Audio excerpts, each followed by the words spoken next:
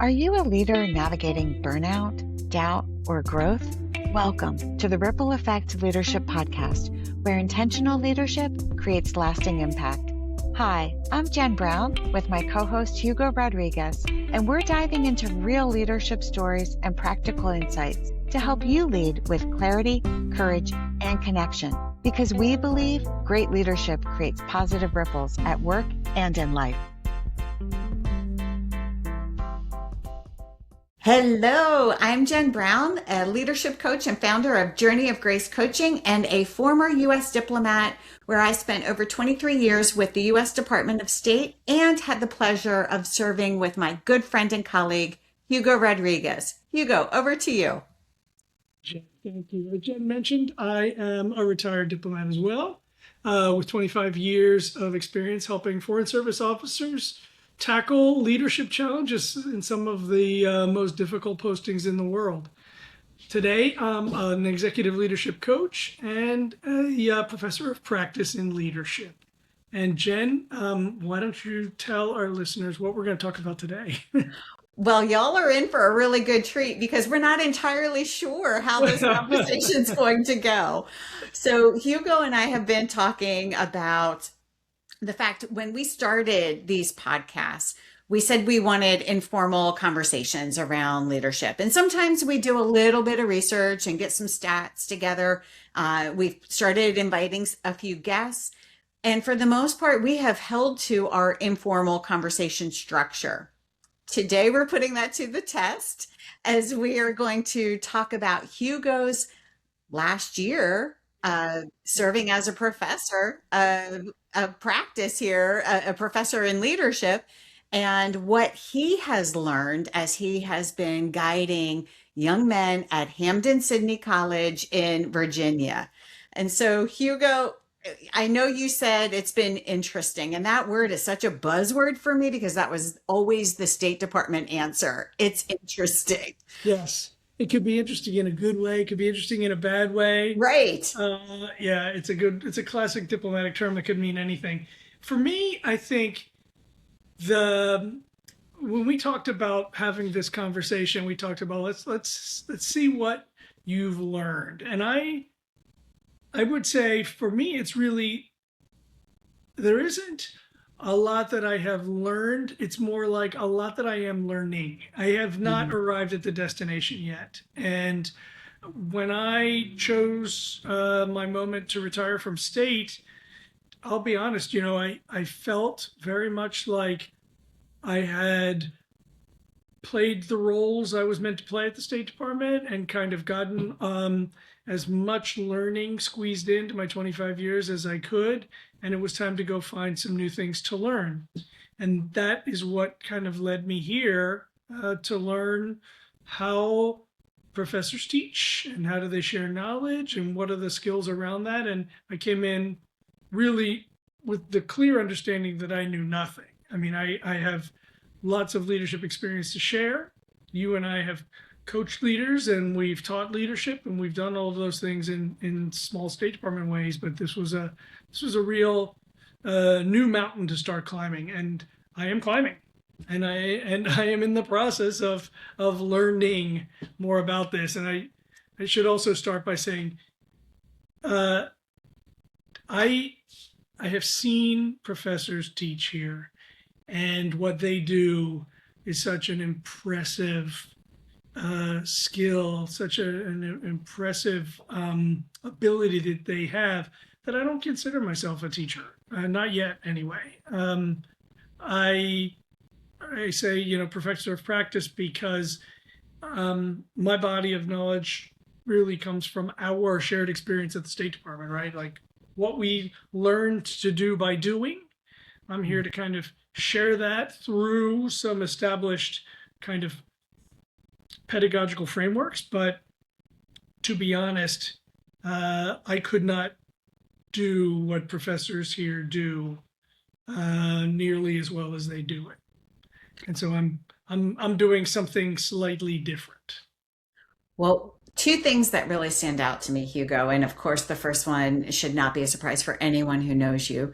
Your humility just speaks volumes because I know how you are, and I am sure that you are excelling where you are. It's just a given. It's just a given. So I had to say that. The other thing, though, is I love that you are learning in the journey and haven't arrived at the destination, because I think sometimes we put these dates or markers on events in life and we think we're supposed to arrive, when in fact, this is a journey. And so when you think about when you started this journey last year and where you are today, what is one big difference, growth area in your life that you can see?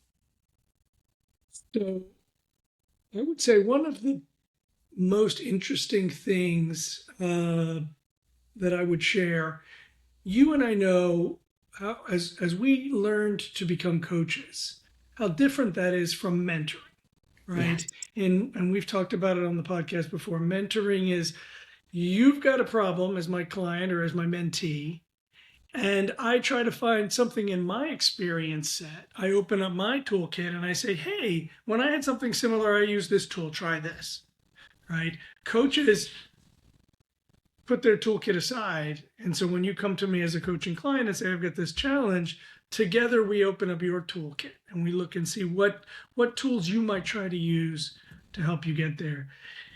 Teaching is really different in that for students from 18 to 22 years old, their toolkit is still, it's the high school toolkit, right? And there are very few tools in there. So teachers are in the process, are like active in the process of helping build the tools. Mm-hmm. And so I have both mentorship skills and coaching skills, and neither of which are super helpful in the classroom, right? A little bit, but at the same time, what I am finding in teaching is that the job is transferring knowledge and figuring out the way for each individual to kind of grasp that knowledge and internalize it, right? And for each student, that's going to be slightly different. And I can't count on them sort of having the tools or having had the experiences that shape the tools in order to kind of speak on that coaching or mentoring wavelength. So that has been one of the big things that I have worked to develop, is like figuring out, here's the knowledge. Let me understand where you are at and how you might absorb this knowledge. And as a result, my classes, we spend a lot of time kind of asking the students to go back to previous experiences and saying, okay, take this framework, right? Level 5 leadership, right? Take that and go back to your memory data banks and find experiences that will align so that you have a frame of reference, and that will help you kind of understand, contextualize, and then I want you to reflect on that. How would things be different if you brought this skill to the game? How might you bring this skill next time you confront these challenges, right? So I'm creating memory connections, and then I'm also trying to shape how you might choose that tool in the future. But it's very different. It is different. And you're so right that our perspective, our own experiences shape how we internalize and then actualize, right? Leadership in practice. So when you talked about level 5 leadership, I'm curious, and for our listeners and viewers, walk us through these levels of leadership, because I have a John Maxwell perspective of them. So I want to hear yours. So, level 5 leadership is a term pretty common in the leadership discussion space. A level 5 leader is paradoxically super humble and incredibly mission focused, right? So you have these kind of organizational leaders who got there through sheer will of ego, right? They wanted the big jobs. They or the first to raise their hand, they jumped in, and they are not level 5 leaders, even though they may be effective. Their ego is a risk factor, right? You might What talk about level are somebody. they? Say again. What level are they when they're They can walking be in? 3 or 4. They can be Okay. level 3 or level 4. Okay. And this is it comes from the Good to Great series of books that are out there. And a level 5 leader, they're very rare, but they have that combination of humility and organization focused drive, which is like, it's different, right? So you might take like an Elon Musk. His ego tends to get in the way of his leadership because he's always looking for a way to get himself in the center of the frame. Most level 5 leaders, you don't know they're really much about who they are, because it's really, they're always talking about how their team has stepped into the space and done great things, and they're always deflecting the spotlight onto the organization successes, the team success. Anyway, that's what level 5 leadership is. But I work the guys through lots of different frames of understanding leadership. Emotional intelligence. What is that? How does it work? This is a term that most of the guys who start my class haven't really been exposed to.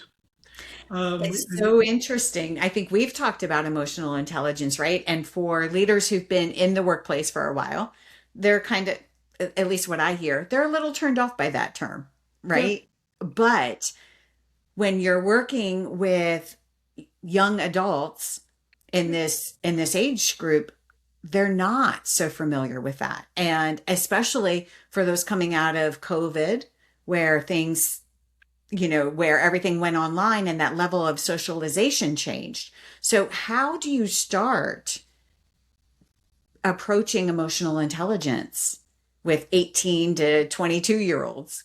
And I want to know because, I also have a son in that range. Yes, you do. Yes, you do. Again, and this is the kind of thing where, if you're a 10-year veteran of the workforce, you can open up that toolkit, and there are lots of experiences that have shaped tools in there. You can say, oh, I learned how to do this by watching somebody who was good. I learned not to do this by watching somebody who was bad. I saw this work. I tried this and it failed. All of those experiences are the things I call tools in your toolkit, right? Yeah. But if you're 18 years old, you just haven't had a lot of those experiences. So we start by saying, okay, tell me about a leader in your life. Who is somebody who either turned you on, like inspired you, or somebody who was in a leadership position that turned you off, that did the opposite of inspiring you, right? It deflated you in some way. And let's talk about what was that, how did that make you feel? What kinds of things were they doing to center you, to show that you were seen, and all of those things. And then we can say, okay, here are the elements of emotional intelligence. Which ones were they using? How did that show up? And so even though, when they think they open their toolkit and there's nothing in there, in fact, it's in there. They've been exposed to teachers and coaches and parents and scout troop leaders and all of those things. And they can use those experiences to start to kind of frame out that mental context, right? And most of my guys are upperclassmen. So we're talking 20, 21, 22. They have more experiences. They play on sports teams. They lead clubs. And so they do have those first tools in there that are useful. But I was told kind of erroneously when I first started here, emotional intelligence, young men hate to talk about that because it sounds so squishy. But my guys, they embrace it when they see the power of it, right? Yes. It is really it's like a pair of glasses. Before you know about emotional intelligence, you think everybody just banging into each other, but then you put on the glasses and you're like, oh, I see why that guy's an effective leader, right? He can control his own emotions. He knows when his level's going up or going down, and he's sensitive to other people, and he knows that he has influence on their emotions as well. So when you start to give them the terms and then show them how they show up, then you're actually talking about something. I love that you said that because I've heard that before too, and especially with young men. right? They don't want that sort of language. But honestly, and I know we're not talking generationally so much here, but I believe this generation really wants meaning and they do want words to put to the context. So I love that you raised that with them. I'm curious, what has been an aha moment in the emotional intelligence space in working with them? Here's the most challenging that I think it is an aha moment for my students, usually in the first few weeks of the class. If you ask an 18-year-old or a 21-year-old, what does a leader do? Well, a leader tells you what to do and you do it, right? And yeah, I see you. You know exactly what I'm going to say. Level 1 leadership, It right does there. not work that way. Title, Exactly. position. It will not work. Yeah, That's positional mom and leadership dad. won't work. Exactly. Yeah. So when we start to investigate it a little bit, especially in the context that is most resonant with these guys, because like I said, they're baseball team captains, or they are officers in their club or their fraternity or student government. And they've already started to see that when they tell somebody to do something, it rarely gets done. Right? So I love it. like when you start to show them, so now emotional intelligence, it really is about how the other person, it's really all inside the other person, right? You don't control. You can persuade, you can create buy-in, you can ask for cooperation, but at the end of the day, it's all about developing trust with the person who is essentially a volunteer to help make your vision a reality. So let's not make it your vision, right? Let's stop with you coming up with an idea and telling people to do it, and let's start with you asking people, how do you think we should move forward? What is your good idea? And then what do you need from me to help you make your good idea a reality? And that kind of turns the whole leadership thing inside out. And you see that aha moment in people.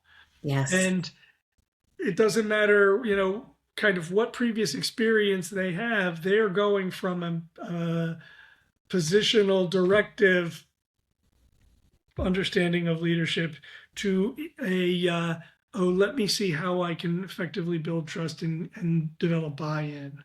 Yes. And hopefully create greatness, empower greatness in others, right? So, that's like the big jump.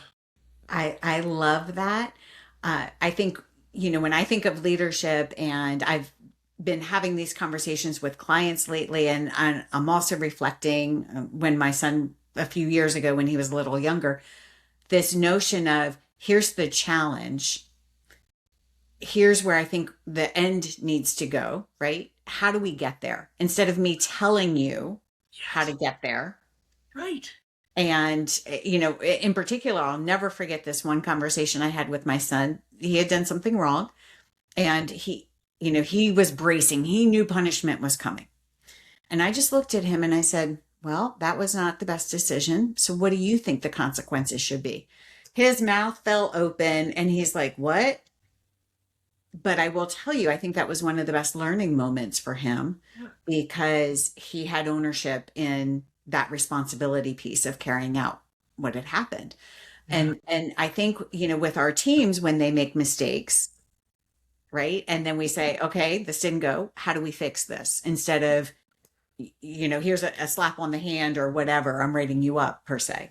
Absolutely true. And as a leader, the punishment is the least effective way to acknowledge sort of missteps, right? You want to, as a leader, the most effective way is that you want to build such a level of trust with your people that they don't want to let you down, right? Like whatever punishment they would give themselves is going to be greater than any punishment you would give them, right? You know what I mean? Exactly.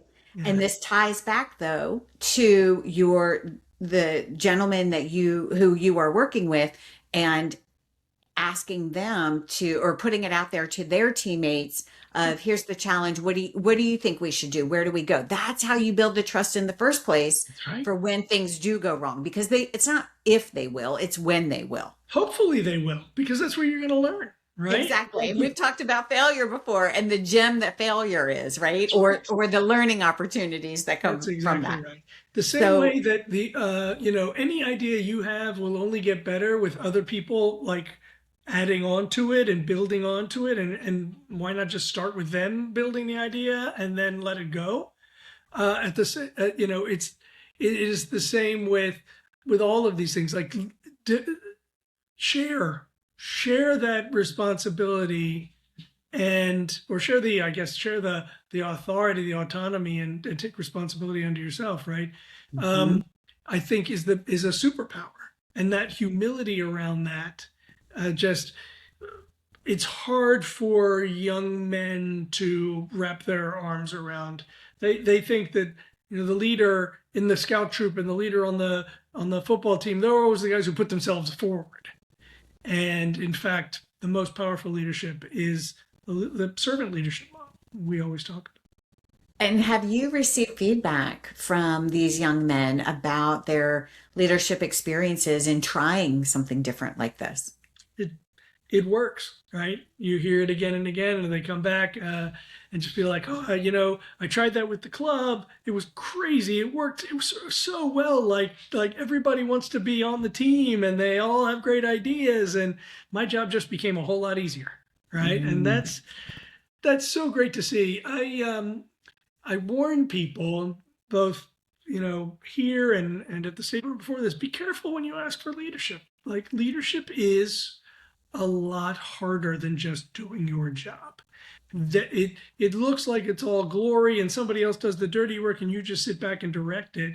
It is not that way at all, right? And so, I worry about the guy who shoots his hand in there and says, I'll do it. I'll be the leader, because you're probably doing it for the wrong reasons. You know what I mean? You need to go in with your eyes open that actually you are now accepting, for better or worse, all of the humans that'll be on your team and all of the good and crazy that comes with that. It's just a lot of work.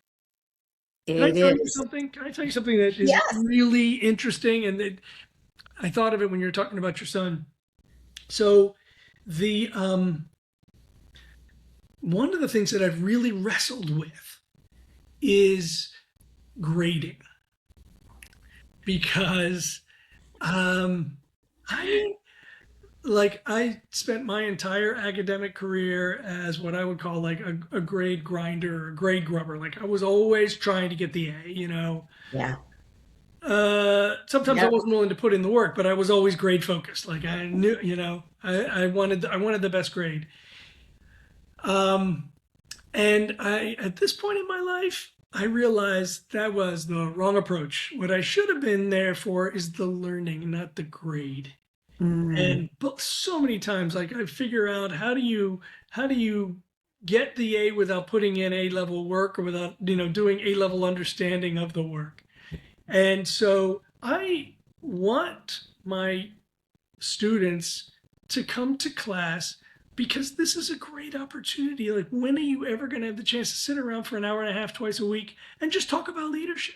Right. Read some great articles and great chapters from books, and read some great business school cases.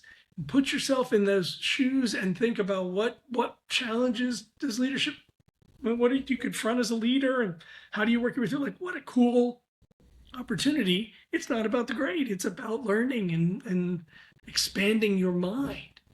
Yeah. But unfortunately, some relatively high percentage of guys are in the class because, it's about getting the grade.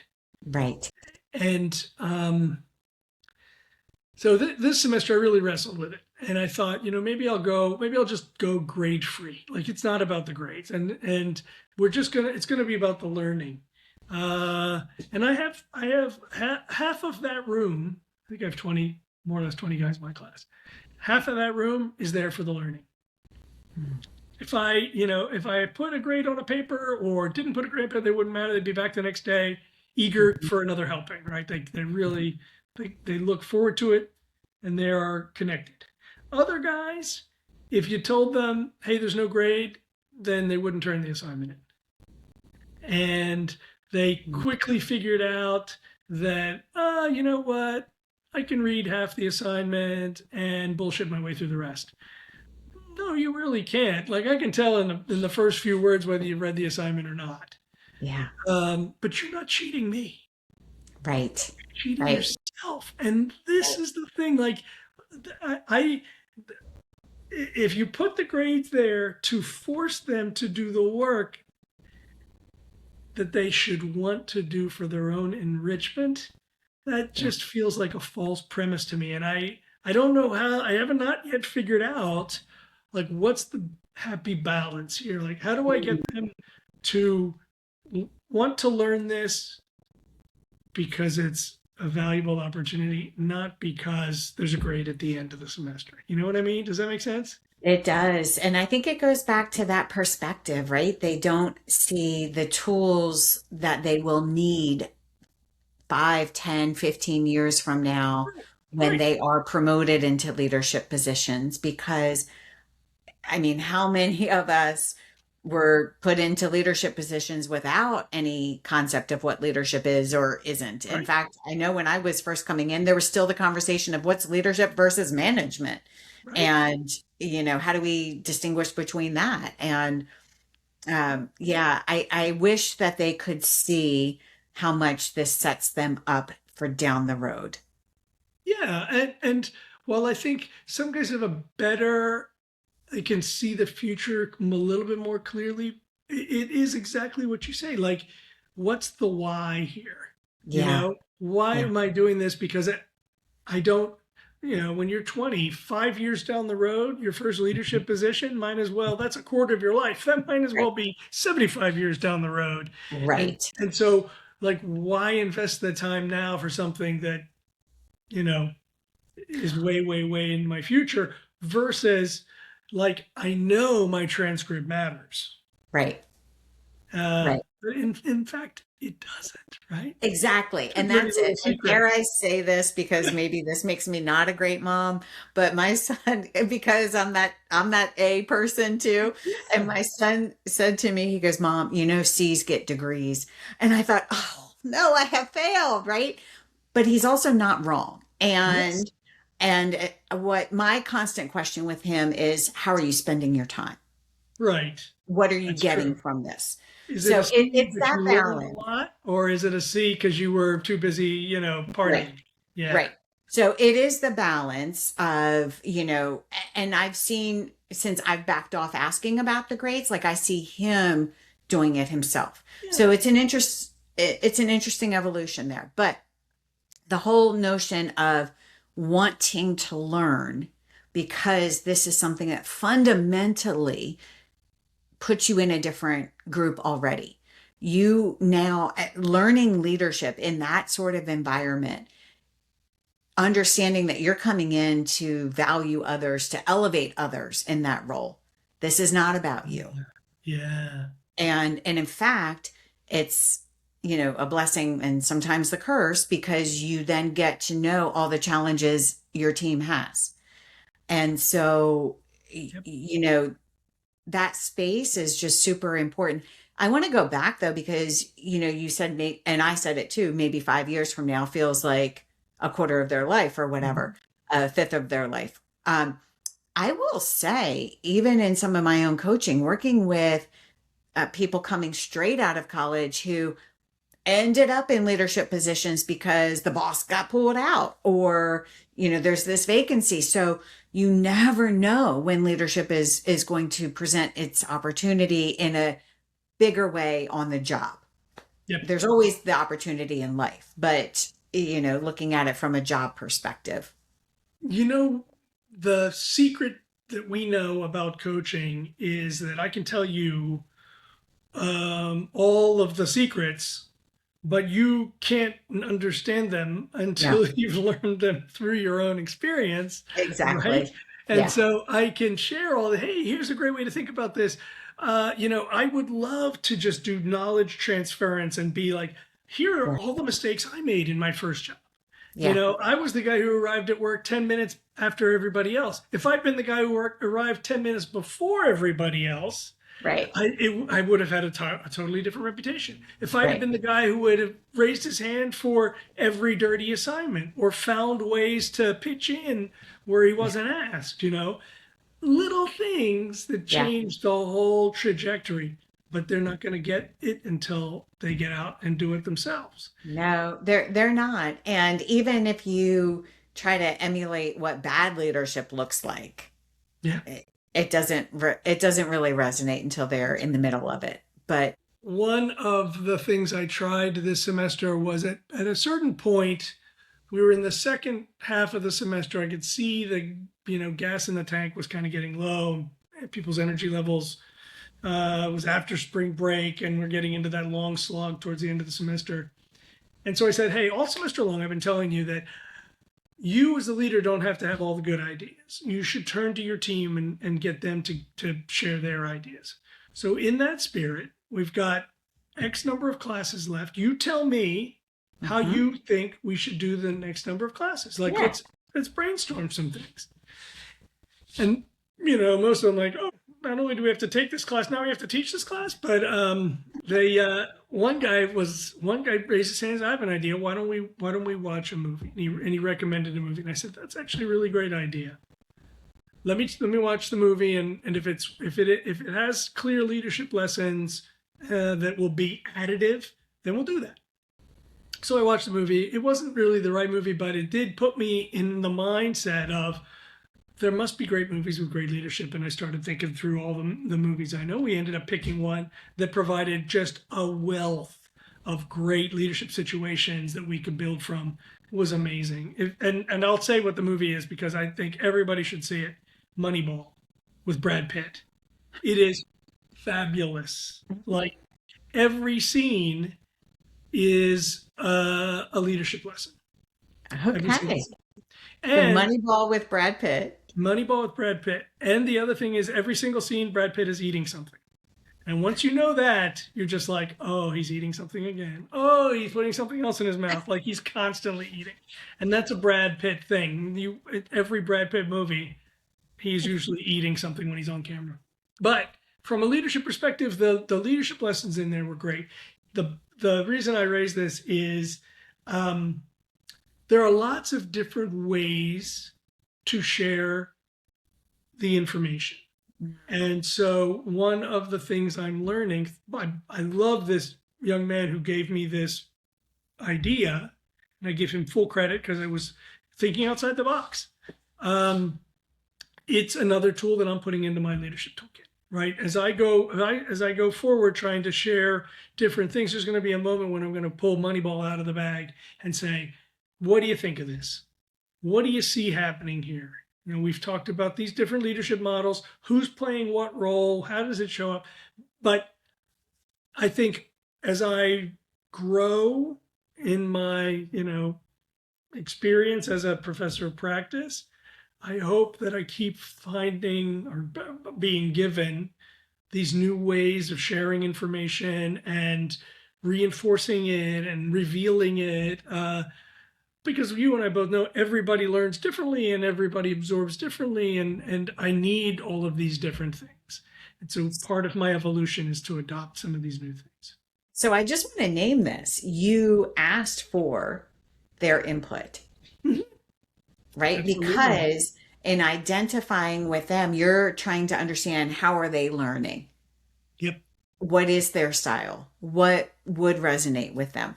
So that sounds like a great practice of keeping this sort of collaborative, asking for that input along the way. And then when they see that you're incorporating where you can, right, those keep the conditions of feedback coming. And isn't that like fundamentally what leadership is? It right? is. And I have developed over years like a way of kind of feeling the energy from the people on my team. And I knew it was down, right? I knew we had reached kind of a trough, and I needed to ask for a phone a friend, right? I needed to throw out there and see what they were thinking, how they would approach this. Got a golden idea. And so it is a classic leadership tool, see what your team needs, understand where they're at, ask them those questions and take their feedback. And yeah, in this case it worked. And I hope to do more of that. How are you celebrating the end of this first year? The thing for me is that most of my students this year are seniors. And I'm happy for them that they are going on to the next great adventure. I am less scared of their future than they are. And I try to share that, like, don't worry, it's going to be great. But, there's a deep investment and you feel a real connection. And, sometimes I tell people I have 2 daughters and 1,000 sons. Like I am wholly invested in our students' success. And so there's a little loss that comes with it at the end of my semester, right? At the end of my first year.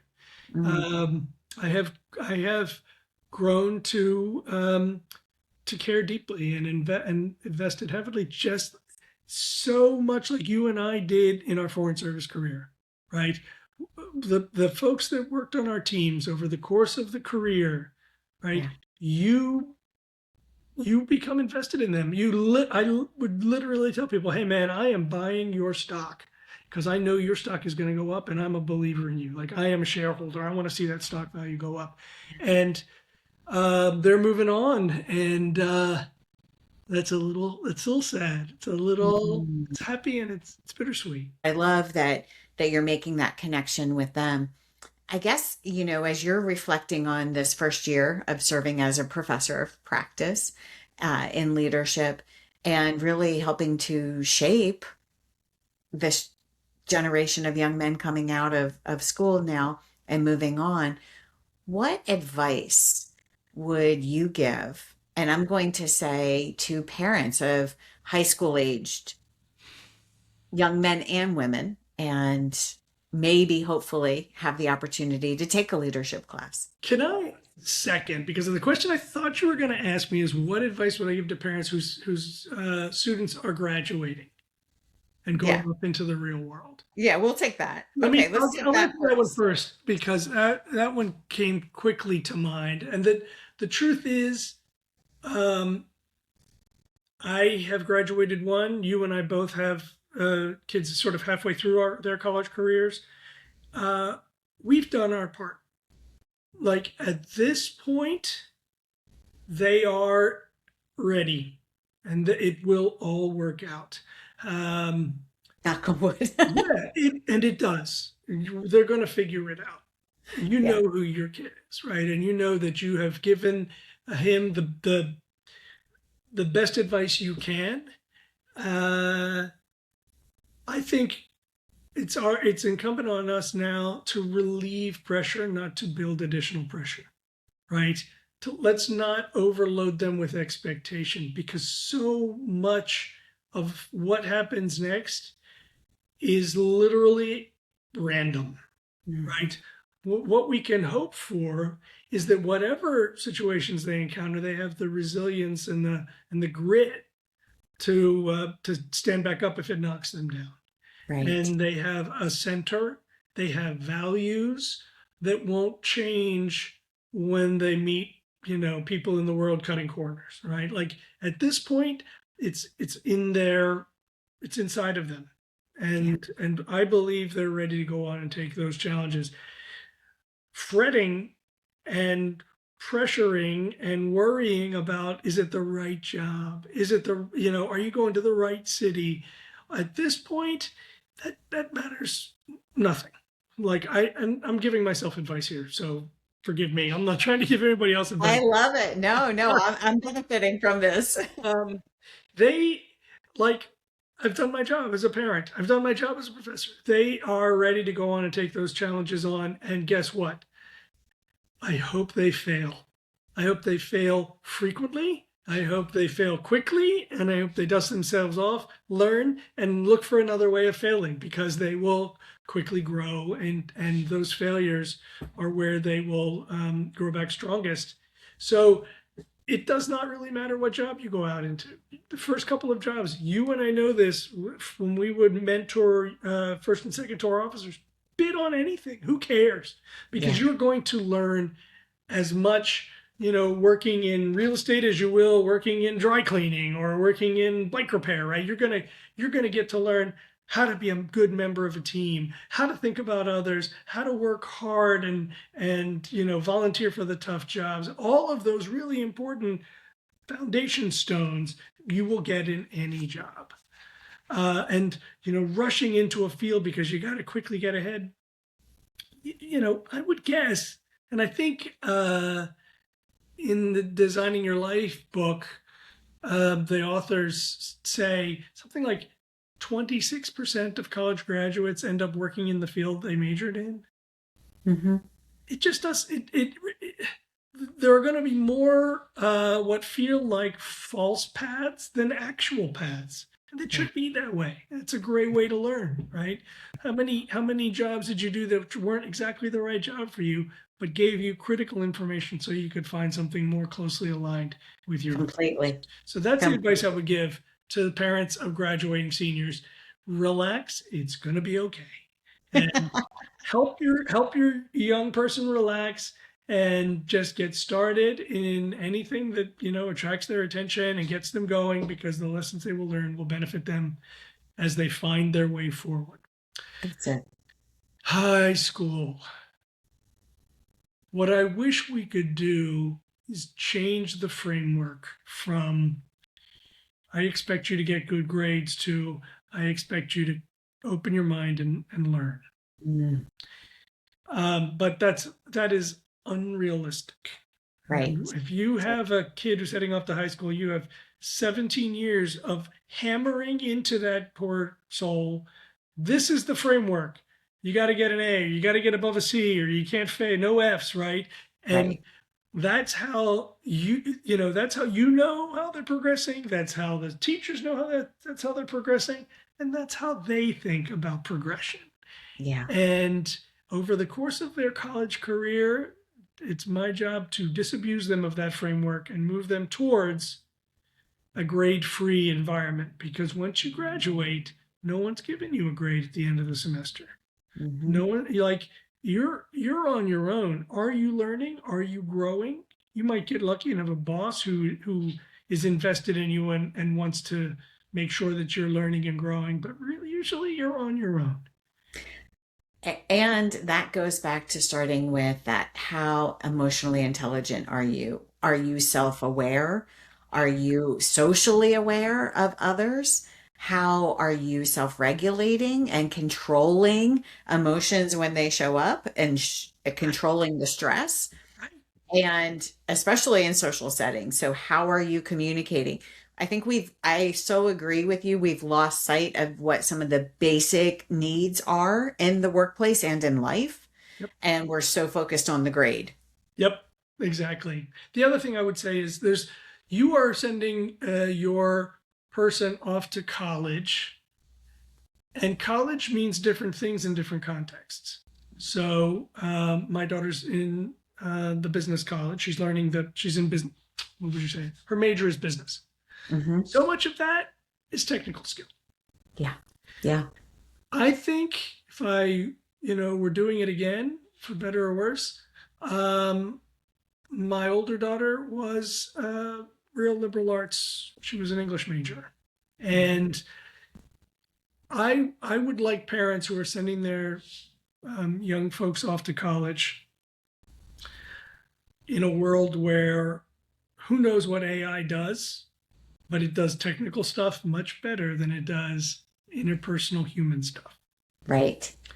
So I would focus on the kinds of learning environments where your student is going to need to really engage in human to human, emotional intelligence, empathetic engagement with other humans. Because I think those are the things that whatever AI does, it's still going to be the thing that sets us apart. It's still going to be the thing that empowers success.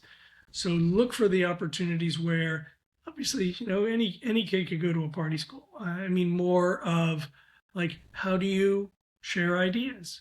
How do you, think, help promote thinking, and how do you persuade, and all of those, strong diplomatic skills that, our career was founded on.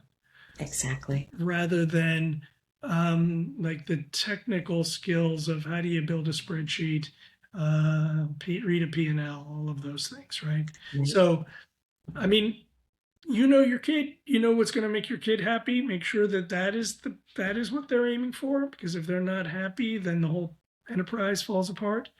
But don't send them off based on what you think they need. Yeah.